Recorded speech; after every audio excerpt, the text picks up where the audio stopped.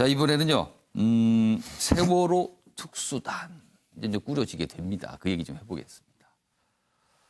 대검 세월호 재수사한다. 특별수사단 설치 이렇게 하고 단장 아까 뭐 소개했죠. 여기 보면 임관혁 이렇게 돼 있습니다. 근데 이 안산지청장 지금 현직인데요. 과거에 MB 이명박 전 대통령 그리고 한명숙 전 총리를 잡은 이런 수사 경력이 있다. 그러니까 보이시죠? 이 의미가 무엇인지.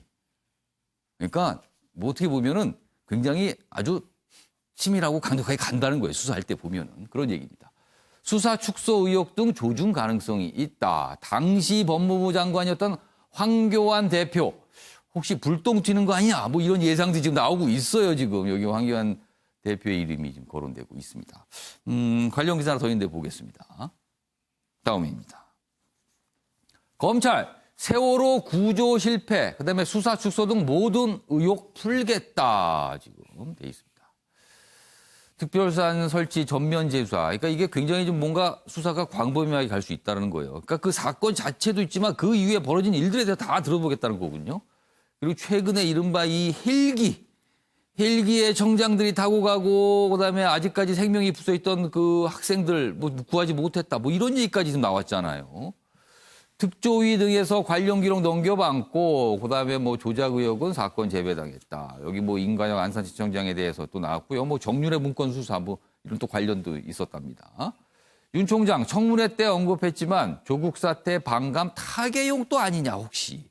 그러니까 지금 검찰이 조국 전 장관 일과에 수사에 대해서 여러 가지 또 여권 중심으로 비판이 나오잖아요. 또 그거에 대해서 좀 의식을 해서 이번에는 약간 좀 야권 쪽으로 가는 방향의 수사를 또 하는 거 아니냐. 뭐 이런 거예요, 지금 또. 이게 정치적 해석이죠, 지금. 뭐 검찰은 이런 거 물어봐야 소용없습니다. 아니라고 얘기하니까 이런 데 질문에 대해서. 근데 아무튼 언론들은 혹시라도 이 조국 사태 반감 타개용 아니냐. 이런 분석까지 좀 곁들이고 있습니다. 자, 여기서요. 관련 영상 확인해 보고 이어가겠습니다.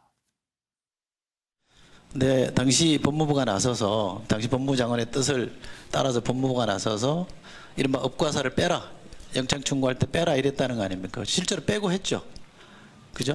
그래서 이게 만약에 실제로 그런 행위가 있었다고 하면 많은 분들이 그런 증언들이 나오고 보도도 나오는데 법률 전문가들은 딱 부러지는 이건 직권남용이다. 이렇게 한단 말이죠.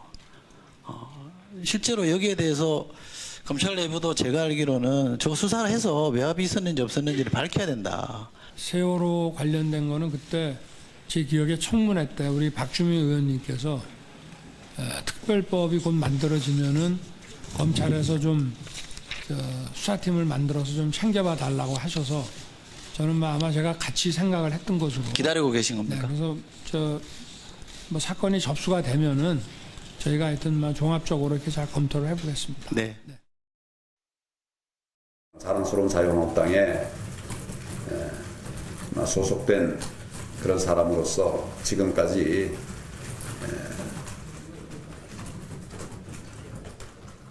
떳떳하지 못한 그런 일들을 하지 않았습니다.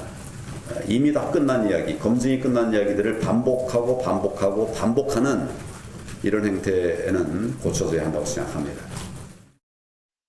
네, 뭐 지난달 영상 그리고 어제 영상까지 좀 확인해 봤습니다. 조대진 변호사. 네. 자, 이 기사 오늘 보셨지만 여러 가지 내용인데 그 중에서 이제 황교안 대표의 얘기가 거론이 되고 있어요. 이른바 이제 법무장관 시절에 무슨 외압 의혹 뭐 이겁니다 지금. 근데 이번에 특수단이 설치가 돼서 그런 부분까지 수사를 할 것인가 말 것이냐 뭐 이런 거예요 지금. 네. 조대진 변호사께서 예상하시기에는 이 검찰에 특수단이 설치가 돼서 조사가 본격적으로 이루어지면 황교안 대표까지 어떤 수사가 가는 건가? 이거 어떻게 보세요?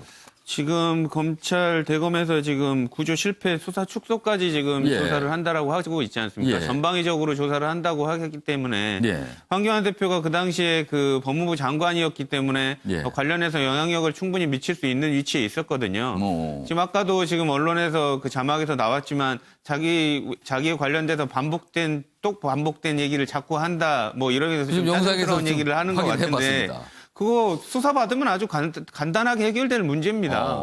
그러니까 수사 받아가지고 결과가 나오면 간단한 문제인데 문제는 뭐냐면 지금 임관혁 그 수사단장으로 지금 임명된 사람이 그 지청장이 예전에 정윤회 문건을 조금 정부 입맛에 맞게끔 처리했다라는 그런 비판을 받는 사람이거든요. 그렇기 때문에 수사라는 건 두 종류가 있습니다. 하나는 수사는 덮는 수사가 있고 하나는 진실을 밝히는 수사가 있는데 이게 과연 정치적 의미에 따라서 수사를 덮는 수사의 방향으로 종결을 짓기 위하여 수사를 하는 것은 아닌가라는 걱정이 들고요. 그랬을 경우에는 황교안 대표가 조사를 받더라도 실체적 진실은 나오지 않을 것 같다는 그런 걱정이 조심스럽게 조바심으로 드는 상황입니다. 조현진 변호사는 살짝 어떤 조바심이 든다는 표현까지 쓰면서 설명을 좀 해줬어요.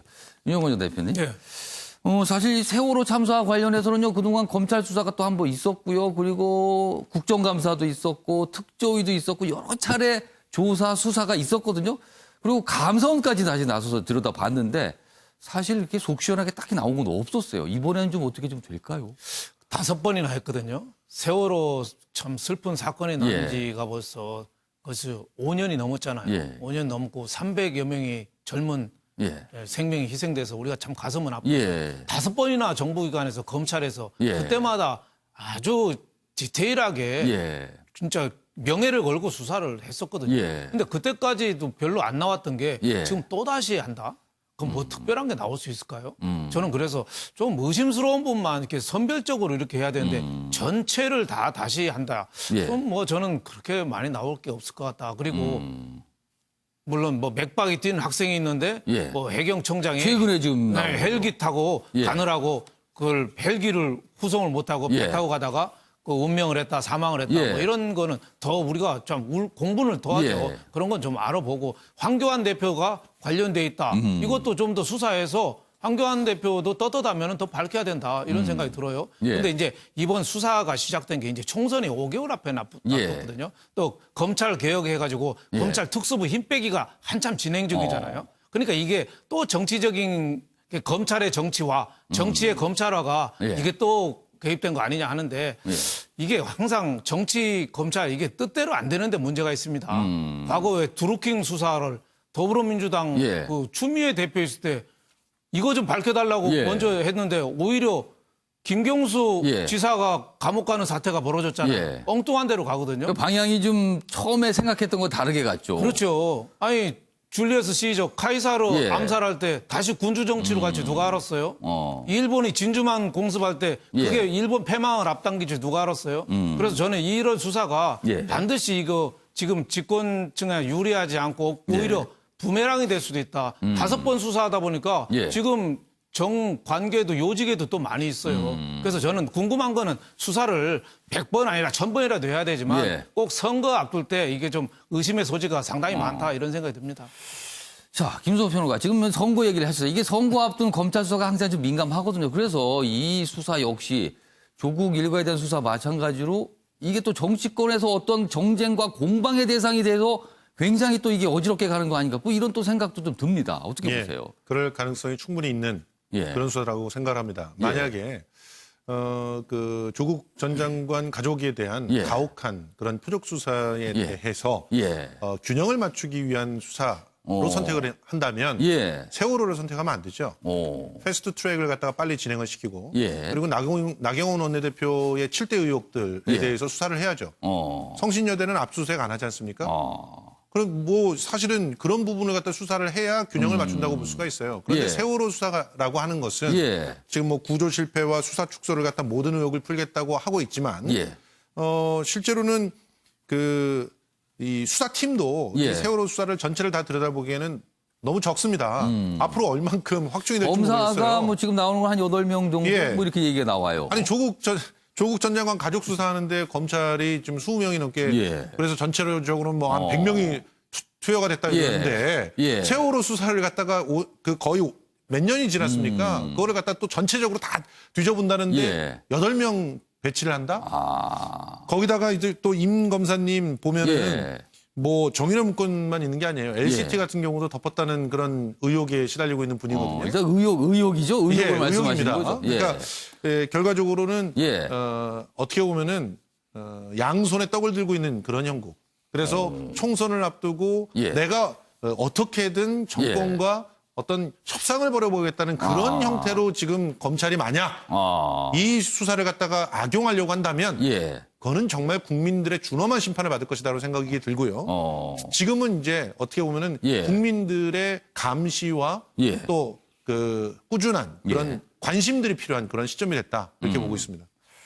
지금 조대진 변호사도 그렇고 김성수 변호사도 그렇고 이 검찰 수사 이거 약간 좀 뭔가 아까 조대진 변호사는 약간 조바심 그리고 김성수 변호사는 약간 의혹의 눈으로 지금 보고 계신 것 같아요. 자, 조대원 전 원장께서는 특수단 설치 배경이 어디 있다고 보세요? 이 지금 윤석열 검찰총장의 지시로 이루어졌다 이렇게 나와 있는데요.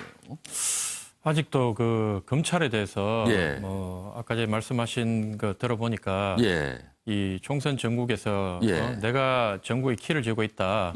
이쪽도 약점을 쥐고 저쪽도 약점을 쥐고 이런 시각을 갖고 있다는 자체가 그 정치적 해석입니다. 그 많은 그 뭐 일반인들은 그럴 수 있습니다. 민주당 지지자들이나 이런 분들은 그렇지만 정당에 있는 분들 이미 그 권력을 잡아가지고 지지율이 한때 80%까지 올라갔던 정권에 있는 분들이 이런 얘기를 한다는 거는 참 무책임하고 스스로의 무능을 스스로 드러내는 거고 사실은 오늘 아침에 진보 쪽 인사하고 제가 이 방송 나오면서 이제 의견을 좀 듣기 위해서 통화를 했는데 특별수사단이 꾸려진다는 자체가 현 문재인 정부의 무능을 여실히 드러낸 거다. 사실은 세월호 진실 규명하겠다는 건 이미 대선 때 공약도 했고 정권 초창기에 그 1기 특조위 꾸려서 150억 넘게 돈 쓰고 그다음에 2기 특조위가 또 꾸려져 가지고 1년 9개월째 지금 그 막대한 중입니다, 지금. 돈과 인력을 투입해 가지고 하고 있는데 그렇게 그 특조위 꾸린 게 야당이 꾸리고 보수 측에서 꾸린 게 아니거든요. 자기들이 꾸려서 해봤는데도 안 된다고 지금 특수단 또 꾸리는 거 아닙니까? 그런데 이런 부분을 가지고 이제 또 뭐 검사가 어떻고 성향이 어떻고 얘기하는 게 참 그 무능하고 부적절하다 이런 생각이 들고 세월호는 이제 진보 진영이든 보수 진영이든 일반 국민들은 참 지쳐가는 힘든 주제고 그래서 이 기회에 여야 가릴 것 없이 뭐 이런 거 정치적인 고려 다 떠나서 제대로 수사해라. 제대로 수사하고 근데 이제 한 가지 우려되는 점은 또 이 부분을 보세요. 본인들은 그렇지 않다고 얘기를 하겠지만 총선 5개월 앞두고 이 문제를 끄집어내서 하니 그리고 가장 주목받는 게 또 뭐 황교안 대표가 어떻고 이런 내용부터 나오니 이 또 반대 진영 한쪽 진영에서는 또 의심을 하는 거 아닙니까? 그래서 참 어쨌든 안타까운 마음이 있고 그래도 이번 기회에 제대로 수사해서 털고 가자. 그런 생각이 듭니다. 변호사분들 말씀 들어보니까는 검찰 지금 특수단 설치 세월호 참사단 전면 조사에 대해서 양쪽 다 지어서 의심을 하는 것 같아요. 지금 보면은요. 김성수 변호사께 짧게 반론기 드릴게요. 팩트 체크는 좀 해야 될 것 같습니다. 일단 일기 특조위 때 지금 현재 그 수사 축소 이런 얘기 쭉 나오고 있는 얘기가 왜 나옵니까? 그러니까 애초에 정권을 당시에 세월호 당시에 잡았던 그때 정부의 핵심 관계자들, 특히 법무부 장관 등등이 이 수사를 갖다 외압을 해서 축소시켰다라고 하는 얘기가 나오니까 수사가 제대로 이루어지지 않았다는 것을 지금 국민들이 사실상 다 알고 있고 거기에 대해서 질문을 던지고 있죠. 그걸 밝히겠다고 특조위 했는데 특조위 위원장 그때 당시 여당이었던 한나라당이 어떻게 갖다 사람들을 갖다 집어넣습니까? 발목 잡았죠? 이게 특조위 만들어져도 지금도 발목 잡고 있잖아요. 제대로 조사를 할 수 없게 만드는 그런 집중포화를 했지 않습니까? 그런데 지금 피곤하다 이렇게 얘기하시는 거는 이거는 유족들의 입장에서는 도저히 받아들일 수가 없는 상황이라고 그동안 조사가 있었는데 그걸 제대로 할 수 있는 분위기나 환경이 안 됐기 때문에 이번에야말로 제대로 해야 된다. 뭐 이런 말씀이신 것 같아요. 자, 검찰. 보니까 아까 잠깐 말씀드렸지만 양쪽 진영에서 약간씩 다 의혹의 눈으로 지금 검찰을 바라보고 있어요. 어떻게 진행이 될지 지켜보도록 하겠습니다. 다음은 이 얼마 전에 있었던 독도 소방 헬기 사고 관련인데요. 유족들의 반발이 또 굉장히 좀 강하게 보이고 있습니다. 보시죠. 독도 헬기 유가족 항의에 범정부 지원단 뒷북 출범이다. 이게 인명이 사람이 희생이 된 사고인데 그 사고 이후에 구조와 조사와 하는 문제 이게 또 지금 여러 가지 또 얘기들 나오고 있어요.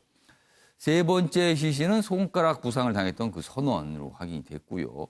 유족은 사가 방문했던 양승동 KBS 사장 만남을 거부했습니다. 여기 지금 사장 여기 보이죠? 멱살 잡히고 막 이랬어요. 지금 이른바 그 헬기 이륙하는 그 영상을 뭐 왜 이렇게 늦게 공개하느냐, 전체 공개하는 이런 논란입니다, 지금. 그리고 에어버스와 제주호 헬기 특별 점검 이렇게 돼 있는데요. 이렇게 나옵니다. 이게 유족들의 이제 어떤 주장이에요.